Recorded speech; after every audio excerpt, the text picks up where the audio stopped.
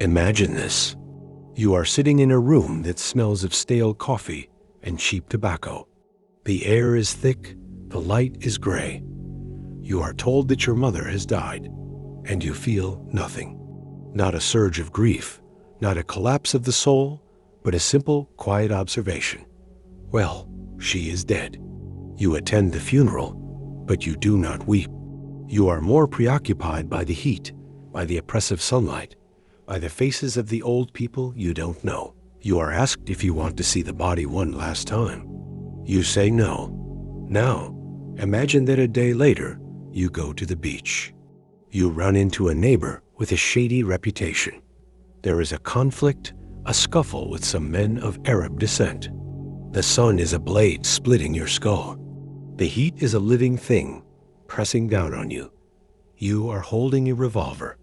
There is a man in front of you, a flash of light on a blade, a spring of sweat stinging your eyes, and then a single definitive click. You fire, not once, but 4 more times into the lifeless body. Imagine you are now in a courtroom. They are not trying to understand the sequence of events on that blazing beach. They are not interested in the man you shot. They are obsessed with one question, repeated over and over. A question that has nothing to do with the crime. Why did you not cry at your mother's funeral? This is the world of Albert Camus' masterpiece, The Stranger. And the moment you step into the shoes of its protagonist, Verso, you are not just reading a novel. You are being strapped into a philosophical experiment designed to reveal a terrifying truth about the universe and your place within it.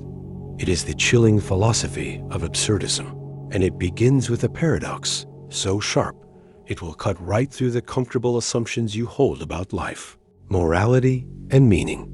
The central paradox is this: we, as human beings, possess an insatiable hunger for order, for reason, for a logical explanation that ties everything together.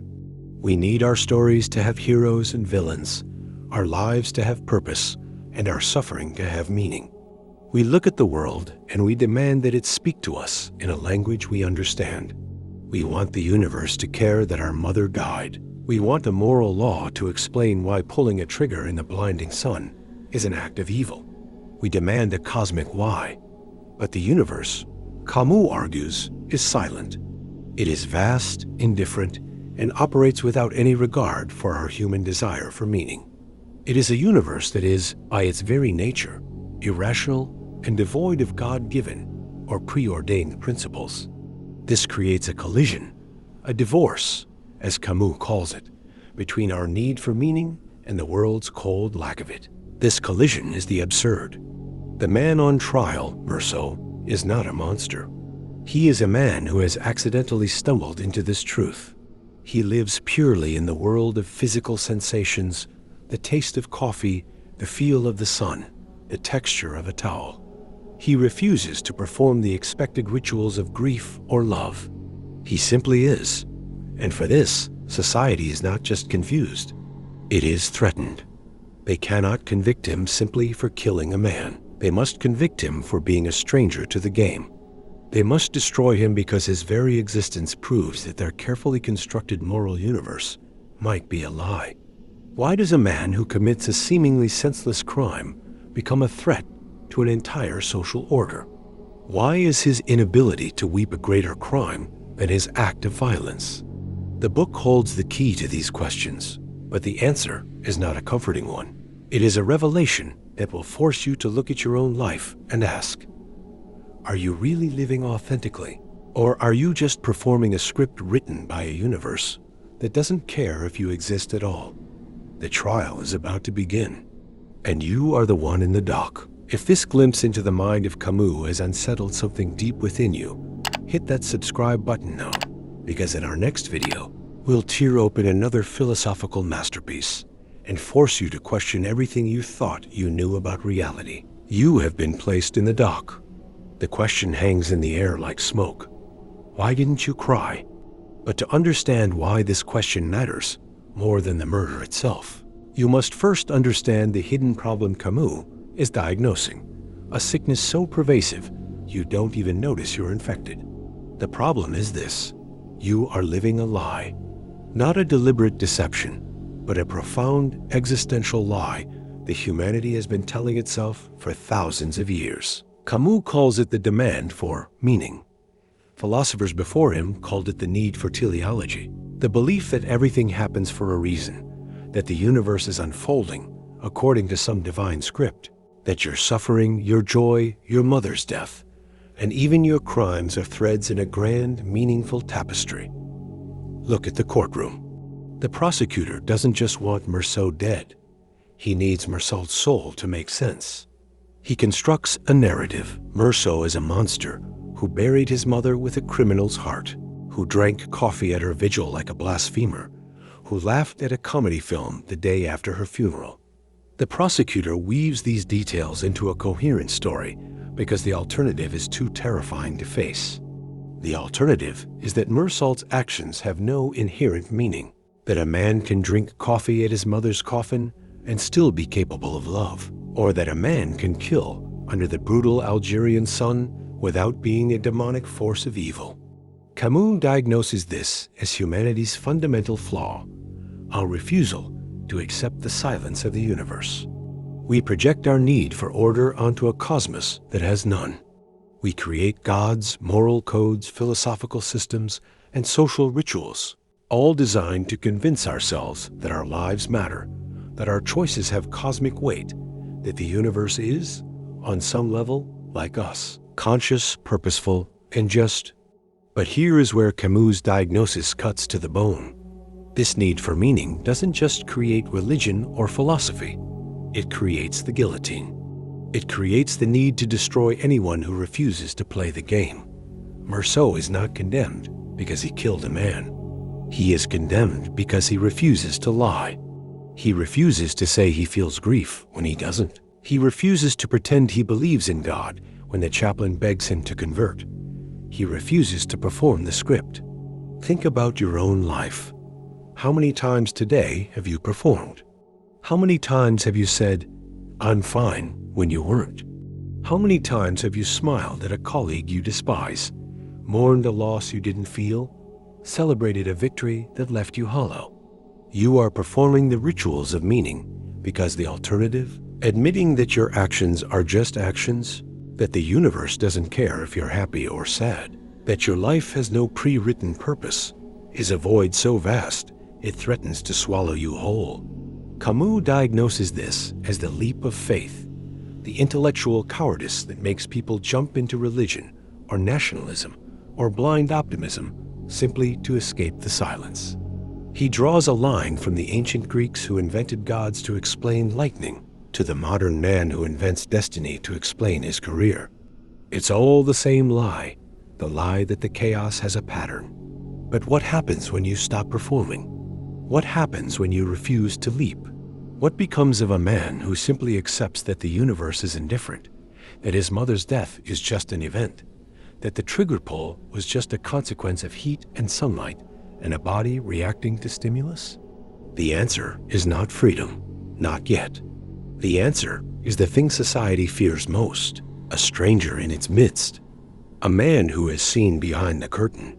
And as the trial reaches its fever pitch, you will see the consequences of this diagnosis unfold, not just for Meursault, but for a world built entirely on lies.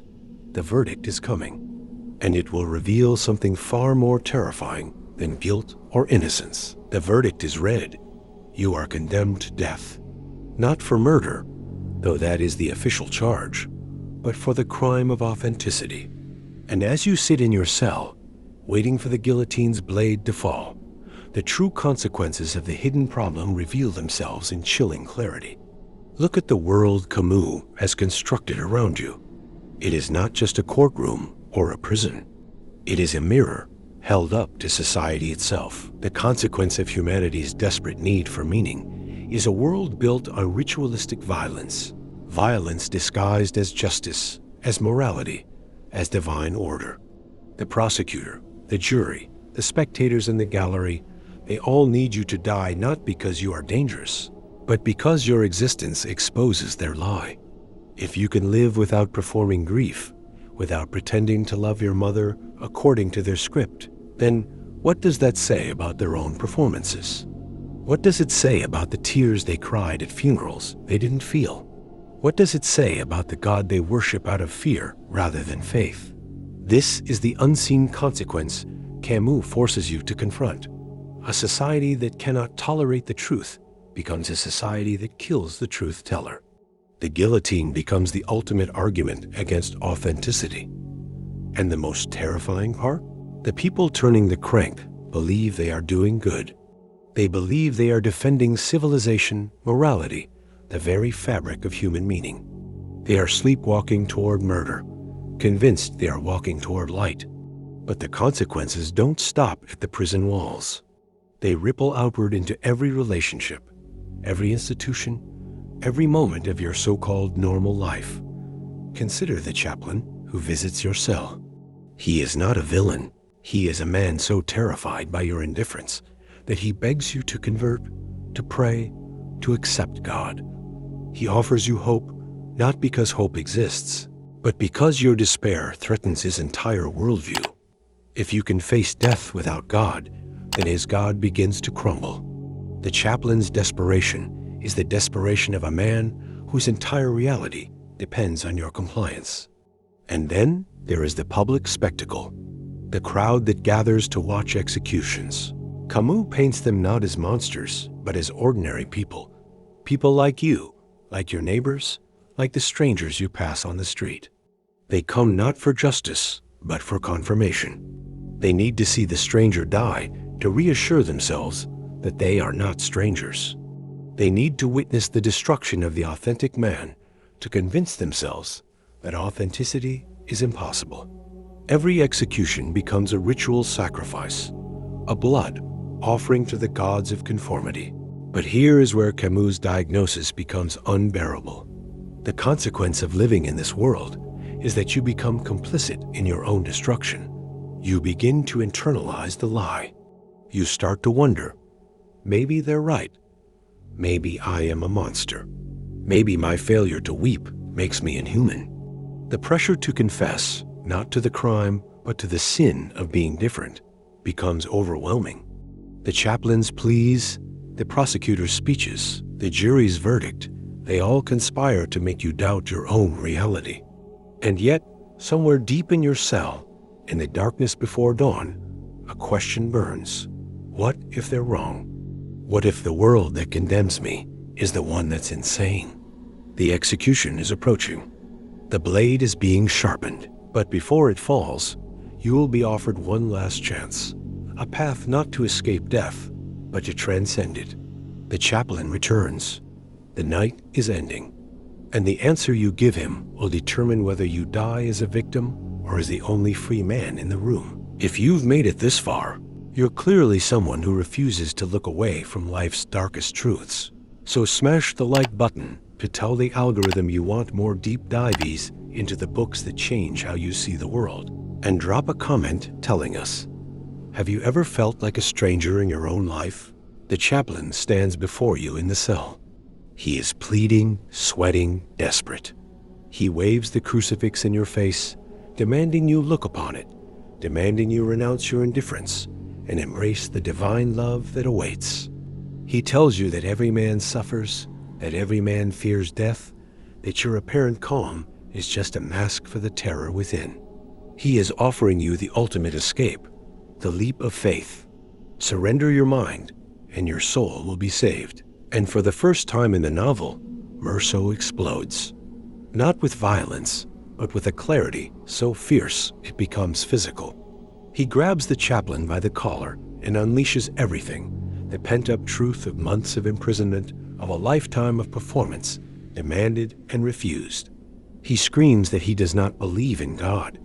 He screams that it doesn't matter whether you die at 30 or 70, because either way, other men and women will go on living, eating, loving, and the universe will continue its indifferent spin. He screams that the chaplain's certainty is worth nothing compared to the one thing Meursault possesses, his absolute, unshakable certainty about his own life and his own death. This is the moment Camus has been building toward. This is the prescription, not God, not hope, not a philosophical system that explains away the absurdity. The path to resolution is not escape, it is confrontation. Camus calls this revolt. It is the decision to live in a state of permanent awareness of the absurd, without giving in to the temptation to resolve it through fantasy. You do not leap, you do not pretend. You stand face to face with the silence of the universe, and you refuse to look away. And in that refusal, something miraculous happens. You become free. Think about what Meursault realizes in that cell. For months, he has been living with the hope of appeal, the hope of pardon, the hope that somehow the machinery of justice might spit him back out into the world. That hope was his prison. It kept him tethered to a future that might never come, trapped in the very game that condemned him. But when he accepts that death is certain, when he stops hoping, he is suddenly, violently free. Free to feel the night air on his skin. Free to open himself to the tender indifference of the world. Free to realize that his mother must have felt the same way near the end, must have found a kind of peace in letting go of hope and embracing what is. This is the counterintuitive strategy Camus offers. The solution is not to find meaning, but to live so fully in the absence of meaning that you become the source of your own value. You do not need the universe to care. You do not need God to watch. You need only your own awareness, your own revolt, your own choice to keep living with passion and clarity, even when you know it ends in nothing. The chaplain leaves, defeated not by anger, but by a truth he cannot comprehend. Meursault is alone. The execution is hours away. And for the first time, he sleeps peacefully. He has stopped fighting. He has stopped hoping. He has accepted, but acceptance is not defeat. It is the opposite. It is the only victory possible in an absurd world. And as the dawn approaches, as the footsteps echo in the corridor, you will face the final question the book demands you answer. If you knew you were going to die tomorrow, with no heaven waiting and no meaning attached, how would you choose to live your last night? Would you weep? Would you pray? Or would you, like Meursault, open your heart for the first time to the sweet indifference of the world? The blade is falling, but the man beneath it has already won. The blade falls, but you are still here, standing at the edge of that cell, watching Meursault wait for the crowd's howl of hatred to greet his final moment. And in that waiting, Camus delivers his ultimate revelation, a truth so radical it will either shatter you or set you free. Here it is. Meursault is not the stranger. You are. For the entire novel, you have been conditioned to see him as the outsider, the anomaly, the man who doesn't belong. He doesn't cry. He doesn't pray. He doesn't perform love or grief according to society's script. He is the one on trial, the one condemned, the one waiting to die. But in the final pages, Camus inverts everything. The real strangers are the ones in the courtroom. The real outsiders are the ones who need God, who need meaning, who need the universe to care. They are the ones living in a fantasy, a dream from which they will never wake. Meursault, alone in his cell, is the only one who is truly awake. This is the paradigm shift the book has been guarding. The ultimate truth is not that life is meaningless and therefore worthless. The ultimate truth is that life is meaningless and therefore priceless. Because if no cosmic scorekeeper is tallying your sins, if no divine plan is determining your fate, if the universe truly doesn't care whether you cry or laugh, love or kill, then every single moment becomes yours. Not borrowed from God, not earned for heaven, just yours. Yours to feel, yours to live, yours to fill with whatever passion, whatever awareness, whatever revolt you can muster. Think about Meursault's final revelation. He says he had been happy and that he was happy again. How is this possible? How can a man condemned to death, abandoned by society, stripped of hope, claim happiness?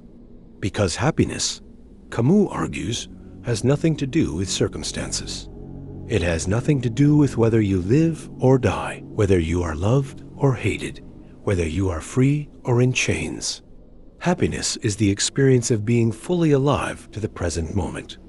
And in that cell, with death hours away, Merceau is more alive than he has ever been. The night air, the sounds of the countryside, the memory of his mother, the tender indifference of the world opening itself to him. He is not a stranger to the world. He is, for the first time, at home in it. The book ends with a wish. Merceau hopes that on the day of his execution, a large crowd will gather and greet him with cries of hatred. Why would he want this? Because their hatred confirms his truth. Their need to destroy him proves that he has touched something real. Their violence is the ultimate acknowledgement that his way of being authentic, unreconciled, absurd is a threat to their lives. He does not want to be forgotten. He wants his death to be witnessed because his death, like his life, is real. So what does this mean for you? Standing on this side of the page, it means the question is no longer theoretical. It means the trial is yours. Every day, you are offered a choice. Will you perform? Will you cry when you don't feel like crying? Will you pray to a God you don't believe in? Will you chase meaning in a universe that offers none?